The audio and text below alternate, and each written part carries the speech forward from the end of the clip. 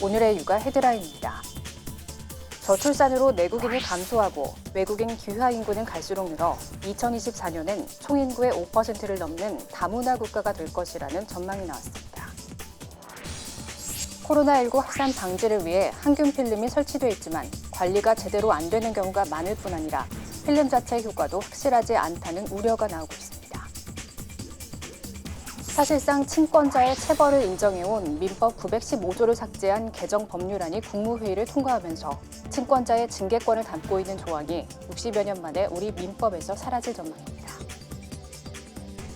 경찰은 가정폭력 범죄 처벌 개정안이 통과됨에 따라 향후 가정폭력 발생 시 적극적인 체포와 수사까지 엄정하게 대응할 방침이라고 밝혔습니다. 이상 오늘의 육아 헤드라인입니다.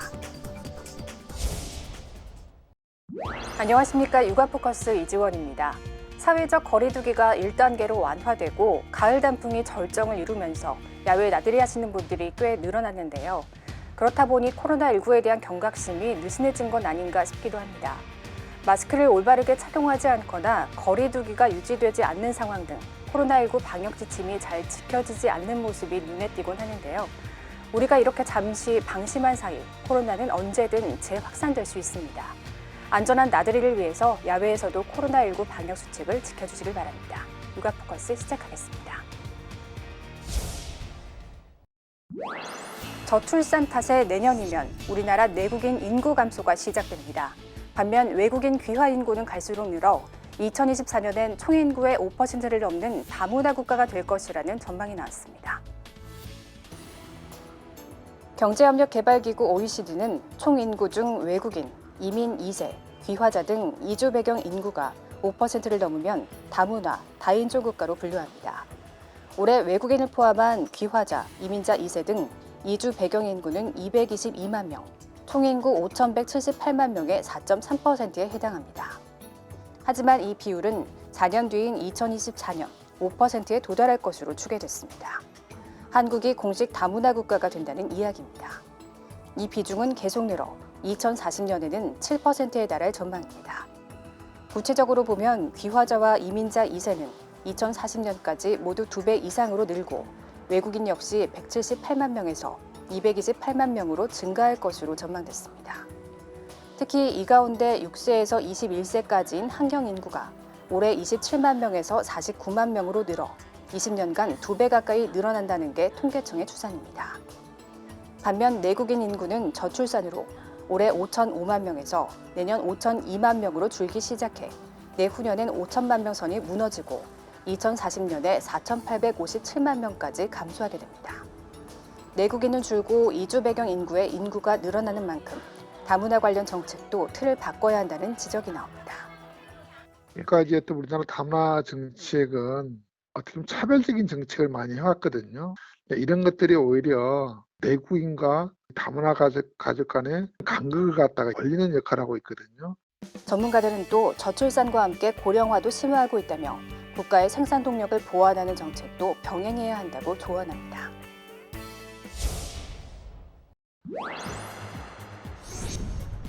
가을 장미가 피면서 나들이 객이 몰렸습니다. 공원 곳곳에 마스크 착용 안내 현수막이 걸렸고 안내 방송이 흘러나왔습니다. 마스크 착용, 손 씻기, 기침 예절 등 개인 위생 수칙을 지켜주세요. 어린아이의 마스크가 벗겨질까 노심초사하는 이들이 있는 반면 남을 배려하는 마음으로 마스크를 쓰자는 현수막을 무색하게 만든 이들도 있었습니다. 이렇게 거리두기 잘 지켜서 이제 다시 2단계로 되는 일 없도록 그러니까 이렇게 안전 수칙도 잘 지키면 더 좋을 것 같습니다. 모처럼 바깥 공기를 쐬다 보니 마스크가 평소보다 갑갑하게 느껴졌는지 잘 쓰던 마스크도 인증사진을 찍을 땐 예외였습니다. 거리두기 완화 소식에 박물관도 모처럼 북적였습니다. 온라인으로 보다가 1단계로 낮춰져서 예약하고 나왔거든요. 그러니까 그릇 같은 곳에 관심이 좀 많아가지고 계속 보려고 계속 하다가 이제 오게 된 거예요. 열화상 카메라와 출입명부 작성은 일상이 됐지만 마스크를 턱에 걸친 이들을 심심찮게 볼 수 있습니다. 실내에 마스크 착용이 의무화됐지만 개인 방역은 아직 촘촘하지 못한 모습이었습니다.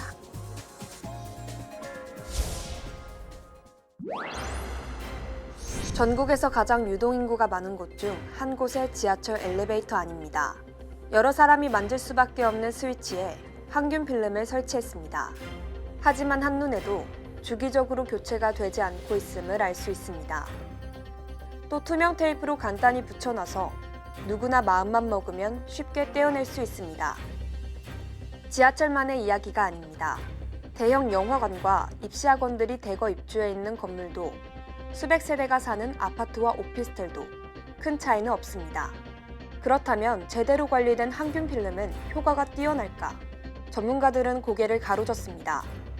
항균 필름 속 구리 성분이 코로나19 바이러스를 살균한다는 연구 결과가 있기는 하지만 논란이 있고, 설사 효과가 있어도 필름 속에 갇혀있는 구리가 필름 바깥의 바이러스에 닿을 수 없다는 겁니다. 필름 안에 있는 구리나 구리 이온이 살균력을 발휘한다는 얘기는 유리창 바깥에 있는 도둠이 나를 죽일 수 있다, 이런 얘기하고 똑같은 거예요. 전문가들은 항균 필름은 적절한 주기에 교체하고 필름이 있더라도 외출 후에는 손을 씻는 편이 좋다고 조언합니다.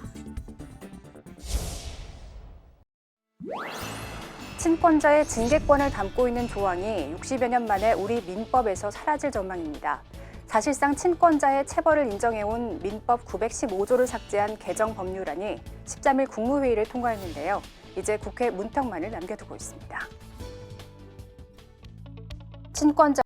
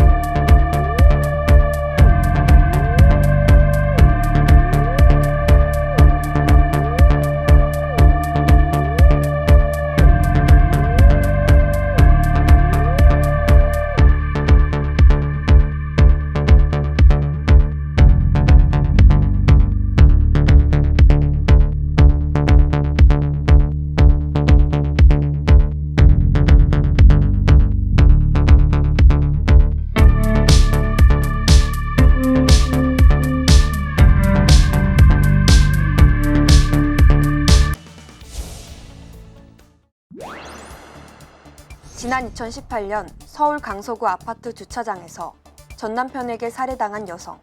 수년간 계속된 협박에 거주지도 옮겨봤지만 결국 비극을 맞았습니다. 느슨한 대응과 처벌이 문제였습니다. 실제 최근 한 해 동안 우리나라 가정폭력 사건 중 입건된 경우는 고작 16%에 불과하고 기소된 경우도 30%에 못 미치는 상황입니다. 하지만 이제 가정폭력을 가할 경우 경찰이 즉각 현행범 체포에 나섭니다. 가정폭력처벌법 개정안이 국무회의를 통과해 내년 1월 21일부터 시행되기 때문입니다. 이번 개정안에는 가정폭력범에 대한 현행범 체포가 가능하도록 구체적으로 명시했습니다. 경찰 관계자는 가정폭력범에 대한 적극적인 법 집행 의미가 담긴 만큼 향후 관련 사건을 중대범죄로 보고 수사에 나설 것이라고 밝혔습니다. 여전히 한계는 있습니다. 현행범 체포를 위해선 도주의 우려 등 체포 필요성 요건을 갖춰야 해 불법 체포 시비에 휘말릴 가능성도 있습니다. 현재 미국 등 선진국에선 가정폭력을 강력범죄로 판단해 신고 시 체포가 법적으로 가능하고 전과 등을 확인하고 석방하고 있습니다. 경찰은 가정폭력 신고 시 체포의 필요성이 있는 것으로 간주하는 특례 도입 등 입법을 계속해서 추진해 나갈 계획입니다. 정부와 사법당국의 강력 경고와 처벌에도 데이트 폭력이 끊이지 않고 있습니다. 처벌 수위 강화와 예방책 마련이 시급하다는 지적이 나옵니다.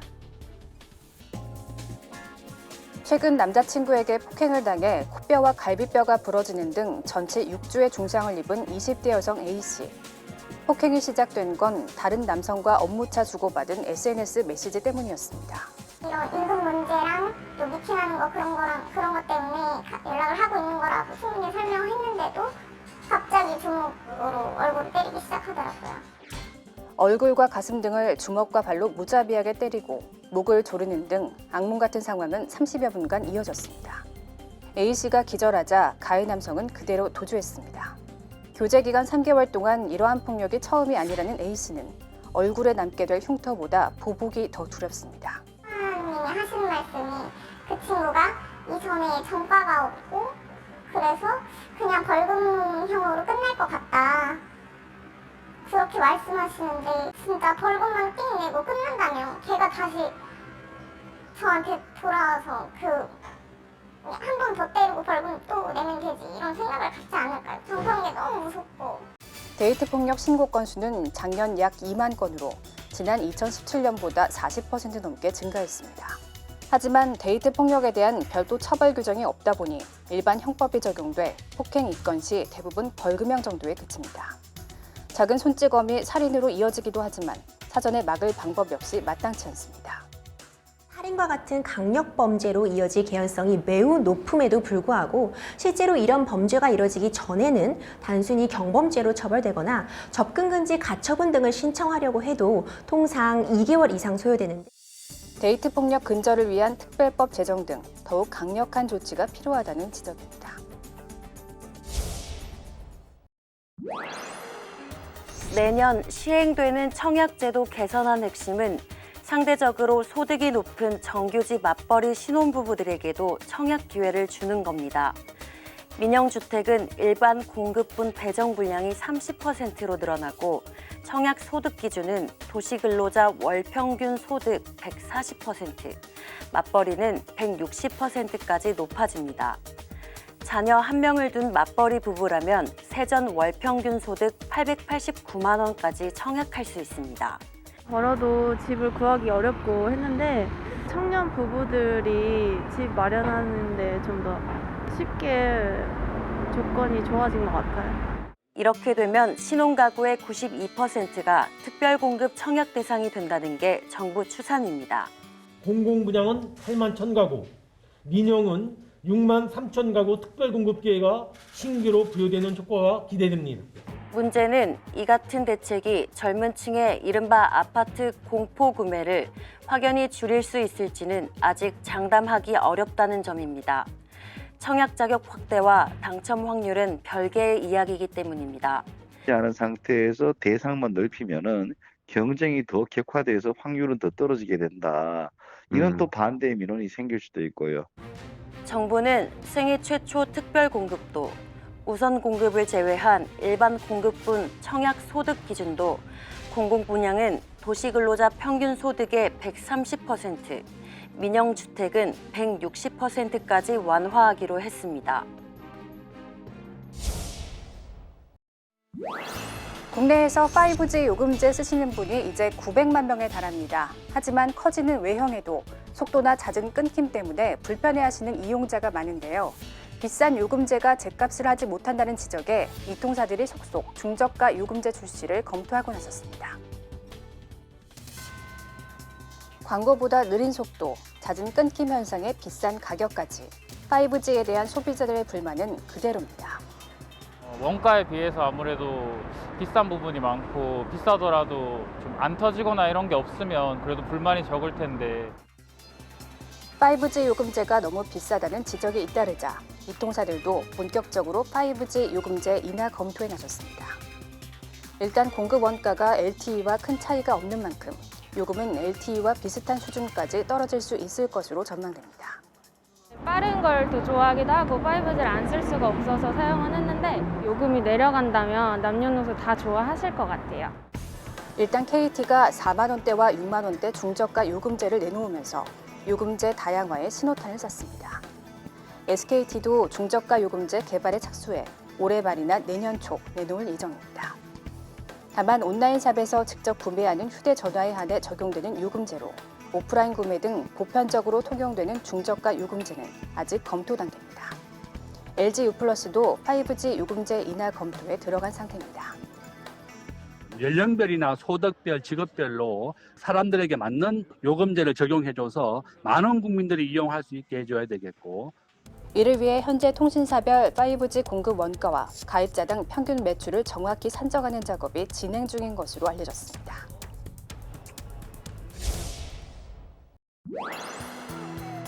어둠이 내린 창경궁. 시간의 경계를 넘어가는 듯한 터널을 지나면 홀로그램으로 구현한 상상 속의 십장생이 눈길을 사로잡습니다. 반짝이는 조약돌을 따라 춘당지에 다다르자 고즈넉한 정취 속에 아름다운 빛의 향연이 펼쳐집니다. 모처럼 야외 관람에 나선 시민들은 환상적인 분위기를 추억으로 담기에 분주합니다. 음악과 어우러지는 미디어 아트 작품을 보니까 더 아름다운 것 같고요. 이게 신선하고 새로워서 되게 좋은 추억 만들 수 있을 것 같아서 좋은 것 같아요. 덕수궁에선 과거와 현대를 아우르는 전시를 만날 수 있습니다. 고종 황제가 사신을 접견하던 덕홍전에는 한복부터 오늘날 웨딩드레스까지 홀레복의 변천사를 살펴보는 전시가 마련됐습니다. 옛것을 근본으로 삼되 새것을 참조하다. 석조전에선 대한제국을 선포한 고종의 구본신참을 조명했습니다. 궁궐 건축의 변화와 황제의 생활공간 등을 한자리에서 볼 수 있습니다. 5대 궁궐에서 펼쳐지는 궁중문화축전은 올해 6회째를 맞았습니다. 현장에 오지 못하는 시민들을 위해 다수 행사를 온라인으로 확대 개편했습니다. 축제를 배달을 하는 겁니다. 궁을 더 세밀하게 바라볼 수 있는 중요한 프로그램들이 되어서 아마 우리 영상축제의 꽃이 되지 않을까 이렇게 생각을 합니다. 오늘 궁을 만나다 라는 주제로 열린 이번 축제는 다음 달까지 이어집니다.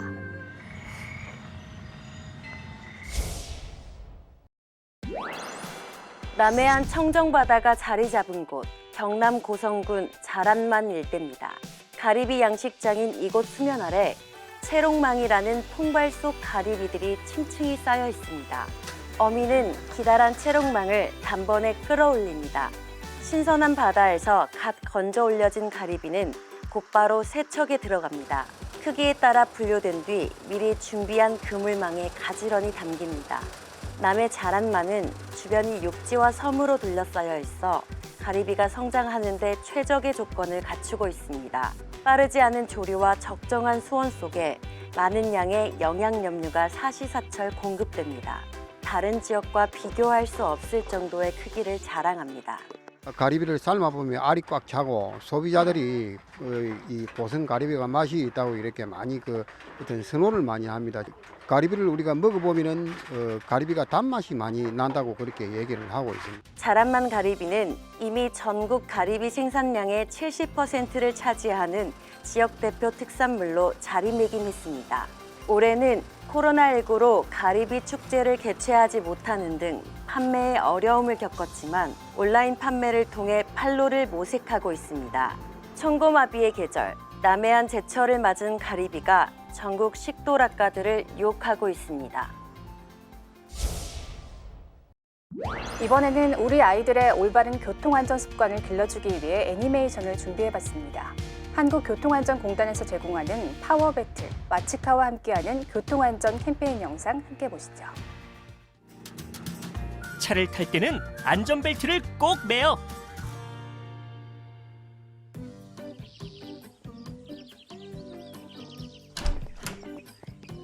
오 예! 오늘은 소풍 가는 날! 나도 너무 좋아. 랄랄라. 얘들아, 이제 차에 타야지. 둘 다 뒷좌석에 타렴. 네! 카시트는 불편하기만 하고 편하게 앉고 싶다고. 자, 편하다. 진호야, 카시트를 빼면 어떡해? 우리는 아직 키가 작아서 안전하게 안전벨트를 매려면 카시트를 착용해야 한다고. 몰라. 안전벨트만 매면 되잖아. 출발! 와, 나란히 냐뇨. 좋다, 좋아. 정말 좋다. 안전벨트 너무 불편한데 꼭 해야 하는 건가? 안 되겠어. 너무 불편해. 너무 시원해. 편하다.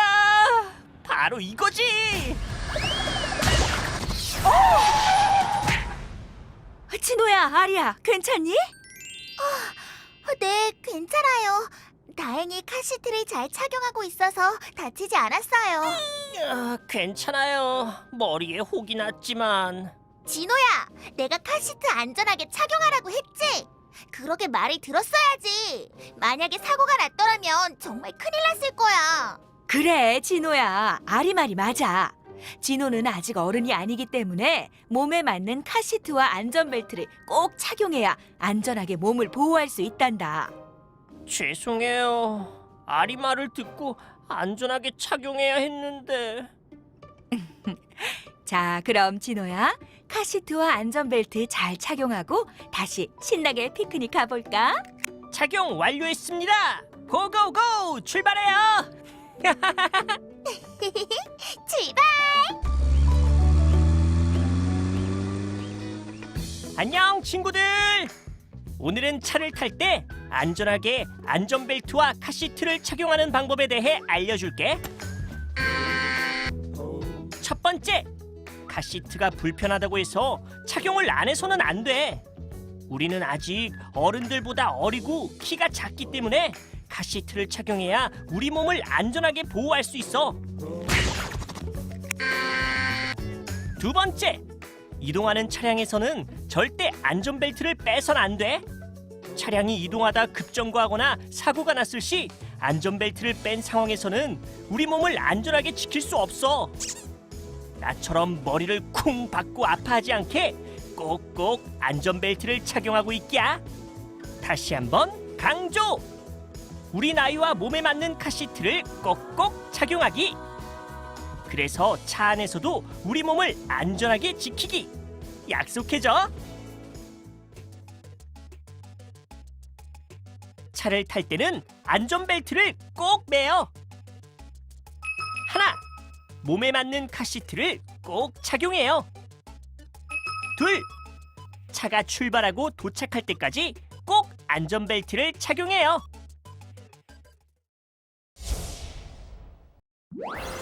의학이 발달하고 인간의 수명이 점차 늘어나면서 건강하게 사는 방법에 대한 관심 또한 나날이 높아져가고 있는데요.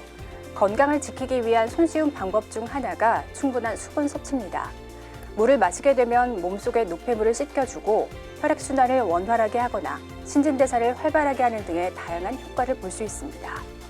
세계보건기구에서는 성인 기준 하루 1.5에서 2리터 정도의 수분을 섭취하라고 권하고 있죠. 200ml 물컵으로 하루 8잔 정도인데요. 얼마 되지 않는 양처럼 느껴지지만 바쁜 일상을 보내다 보면 막상 이보다 적게 물을 마시는 분들도 많으실 것 같습니다. 건강을 위해서라도 하루 8잔 이상 물 마시는 습관을 가져보시길 권해드리고 싶습니다. 육아포커스 마치겠습니다. 고맙습니다.